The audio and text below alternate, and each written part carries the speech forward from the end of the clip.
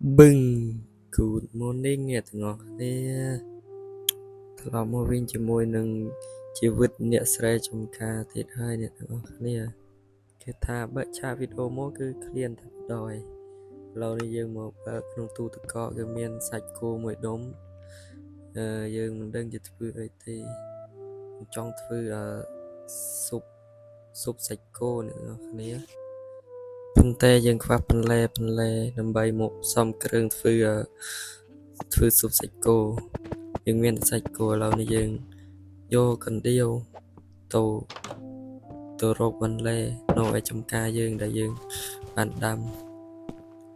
យើងចេញបើកក្បាលវីដេអូមកគឺភ្លេងដោយវិទ្យាត្រារបស់យើងត្រូវការបន្លែការ៉ុតនិងខ្ទឹមហើយនេះយើងត្រូវការខ្ទឹមក្រហមមួយគុំខ្ទឹមក្រហមរួចយើងត្រូវការដំឡូងបារាំងមានដំឡូង potato ដំឡូងយើងបានដំឡូងដូចយើងត្រូវយកខ្ទឹមសយើងត្រូវការស្លឹកខ្ទឹមក្រហមទៀតអ្នកទាំងអស់គ្នាយើងត្រូវការស្លឹកខ្ទឹមក្រហមនឹងស្លឹកខ្ទឹមក្រហម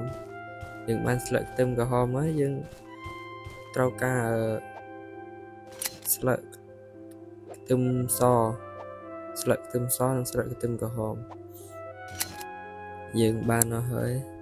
តែមកកុំអោយខាតយើងដើរមើលដំណាំផ្លែឈើយើងសិននេះផ្លែម្ទេសពីងប៉ោះក្តោត្រាប់ក្តោគោហើយនឹងម្ទេសខ្ចីយើងទៅមើលខាងនោះអូខេសំអ៊ីច្រើនមែនទែនហើយយើងធ្វើការរត់ទៅផ្ទះវិញព្រោះយើងកំពុងអស់ឈាមនិងឃ្លានខ្លាំងមែនទែន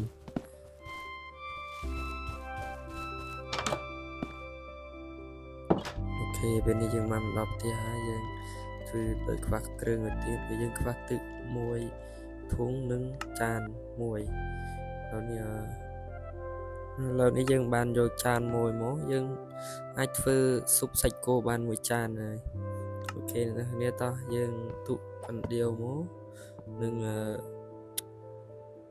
ទុកបន្លែផ្លែឈើក្នុងទូទឹកកកកុំឲ្យវាខូចអ្នកនរគ្នាជីក្រហមស្លឹកជីក្រហមពេលធុងទឹកយើងទុកក្នុងទូដាក់ចានឆ្នាំងតើមកយើងអង្គុយតុញ៉ាំស៊ុបសាច់គោមួយចានអ្នកនរគ្នា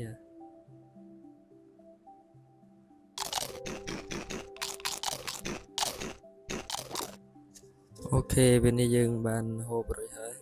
ពិតជាឆ្ងាញ់មែនទែនបានសាច់មកចាននេះអ្នកនរគ្នាបន្ទាប់ពីយើងហូបស៊ុបសាច់គោហើយយើងពេលភ្លៀងយើងបានឡើងទៅលើផ្ទះដើម្បីអង្គុយលេងឲ្យបាត់ធូរពោះសិនយើងចាក់បាសស្ដាប់លេងស្អីកំសាន្ត